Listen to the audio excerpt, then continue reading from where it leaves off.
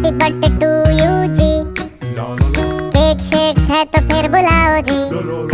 ऐसे ही तुम बुढ़े होते रहोगे, हमको उससे क्या मतलब बताओ जी।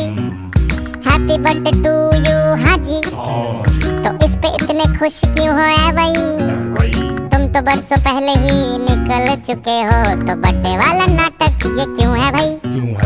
कैंडल शैंडल फूंक से बुझा के, बेसुरों की भीड़ फालतू में लगवा के, बर्थडे वाला सॉन्ग जोर जोर से गवाते हो, हमसे ताली शाली का हजामत करवाते हो। ये सब नौटंकी फिर भी चलो झेल लें, केक शेक को स्टार्टर्स भर भर के आए प्लेट में, घर जाके फिर से डिनर न मंगवाना हो, चूहे ना दौड़े पेट में रात के 1:45। हैप्पी बर्थडे टू यू जी, सोच समझ के इनवाइट भिजवाओ जी।